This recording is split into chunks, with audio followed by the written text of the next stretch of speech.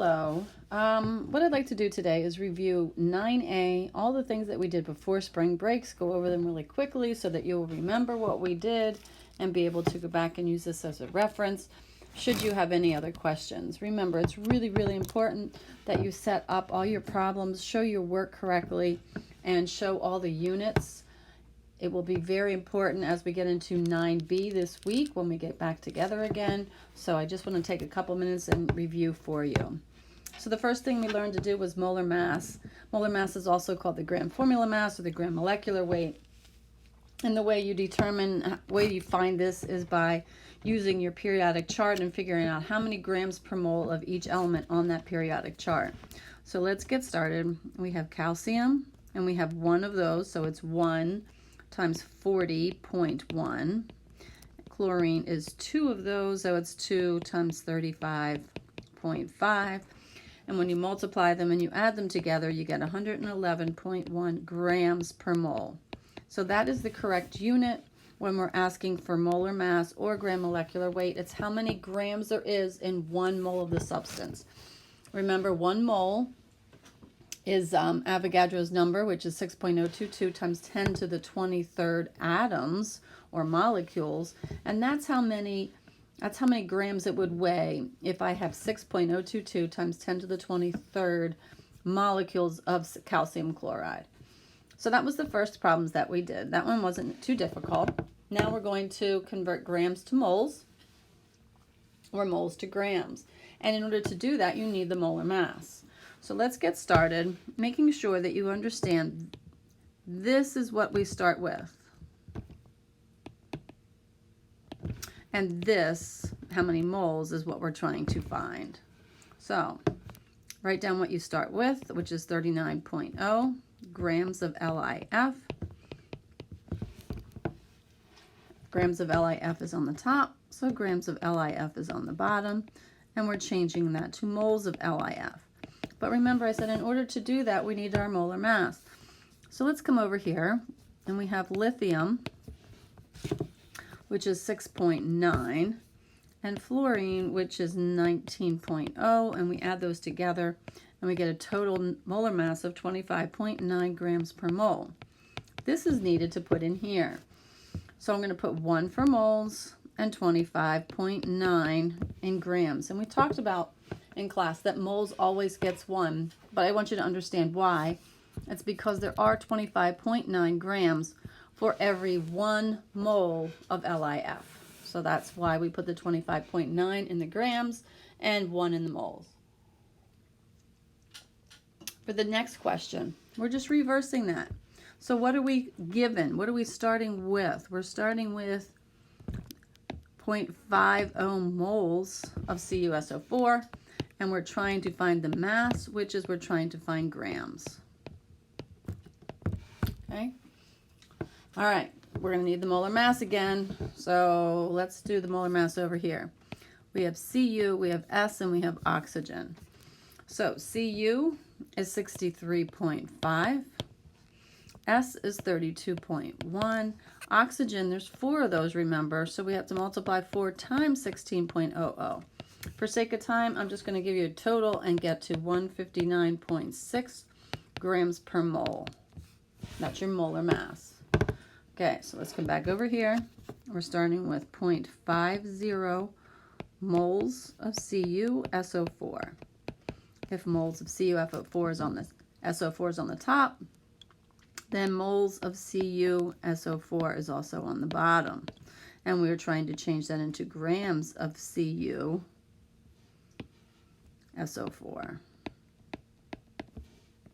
We have our molar mass of 159.6 grams for every 1 mole, which means all you have to do is multiply across the top, and you get an answer of 79.8.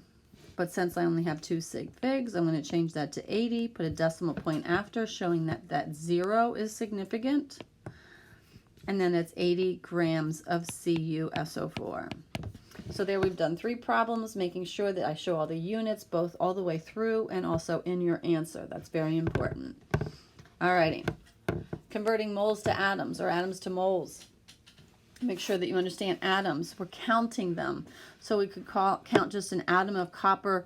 We could count a molecule of water or a formula unit of salt, because NaCl is ionic, so we call them formula units. Water is covalent. We call them molecules. So they're all the same thing. We are counting. So in these problems, when we are going from atoms to moles or molecules to moles or formula units to moles, we need Avogadro's number, which is 6.022 times 10 to the 23rd. All right, same idea. We're starting with 1.5 moles. We're trying to find atoms. So we have 1.5 moles of Cu, moles of Cu on the top, moles of Cu on the bottom, and atoms of Cu on the top. Now, do we need molar mass? No, molar mass is grams per mole. We have moles and atoms, not grams per mole. So moles gets 1, and atoms is Avogadro's number. I'm trying to squeeze that in. We multiply across the top, and we get 9.033 times 10 to the 23rd atoms of Cu. If I cancel the units out, like we do with fractions, you'll see that the moles cancel out this way and we're left with atoms. That's why we set them up first and fill in the numbers second. Now, 3b. In this case, we're starting with molecules and we're going to moles. Do we need Avogadro's number? Yes. Do we need molar mass? No, because we're molecules to moles. So 3.35 times 10 to the 23rd molecules of H2O.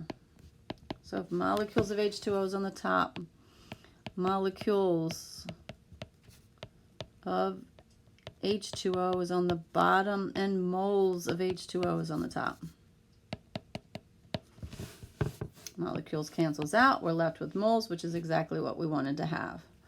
All right, this gets a 1, and this is 6.022 times 10 to the 23rd. Remember, moles always gets 1, and molecules, atoms, formula units gets Avogadro's number. So in this case, we have to divide.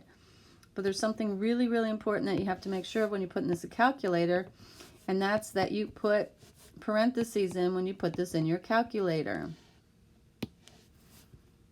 Sorry, can't spell today. Okay, so when I put that in, I get the answer of 0.556 times 10 to the negative 1. If your calculator is not set up that way, you might see 0.0556. Either way, it's the same answer, molecules of H2O. Once again, I have all my units all the way through and also at the answer. Okay, on the back, the last thing we did before break was we went from atoms to grams or grams to atoms. If you're going from atoms to grams, you have to go through moles in the middle. So it goes atoms to grams to mole. Oh my goodness, so bad. Atoms to moles to grams. If I start with grams, I have to change to moles first, and then I can change to atoms. When we go from moles to grams,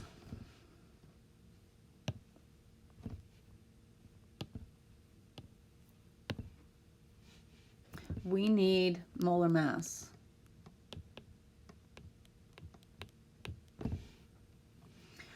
So down here, that's molar mass. Let's see if we do, let's try purple. If I go from atoms to moles, however,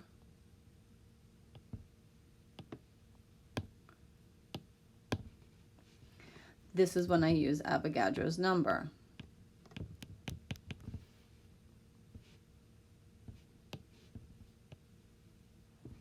So as you can see, I'm going to use both the Avogadro's number and the molar mass in these problems. I don't know if that confuses you up there on the top, but hopefully that will help some of you. So let's do an actual problem.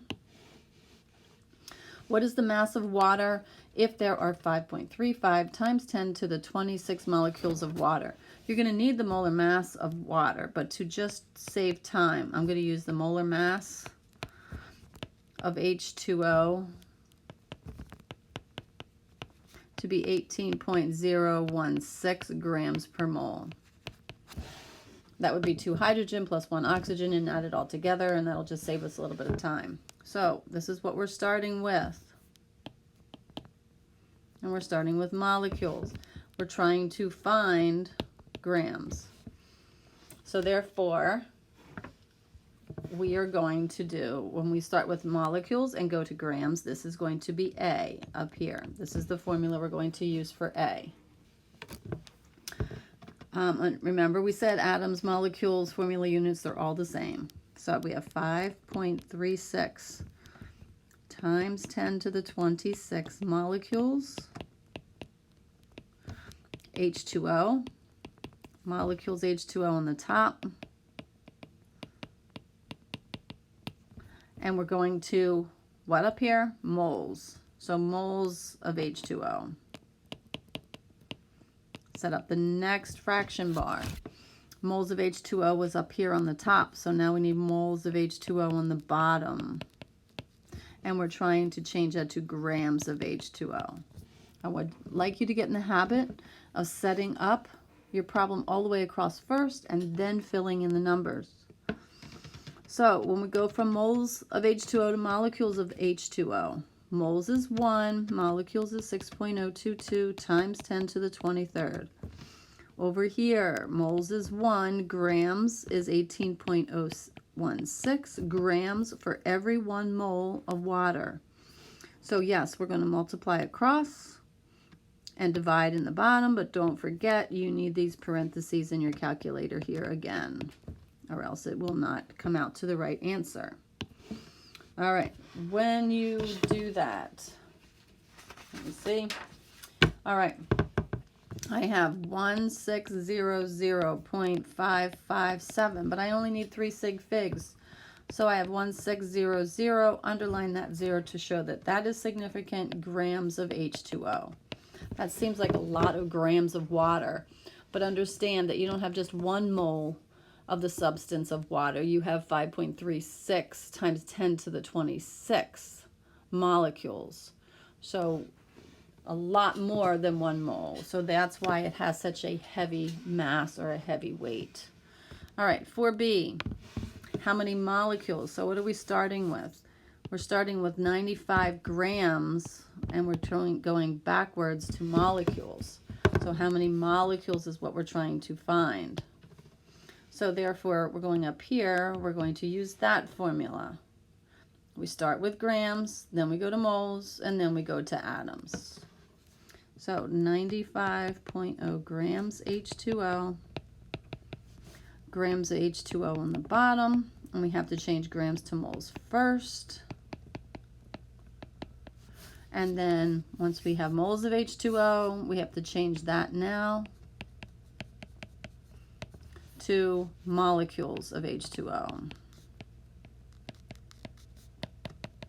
So we have our problem set up. Grams are done, moles are done, and we're left with molecules. Yay, that's what we're supposed to have. So now let's fill in the numbers. Moles gets 1, grams gets 18.016.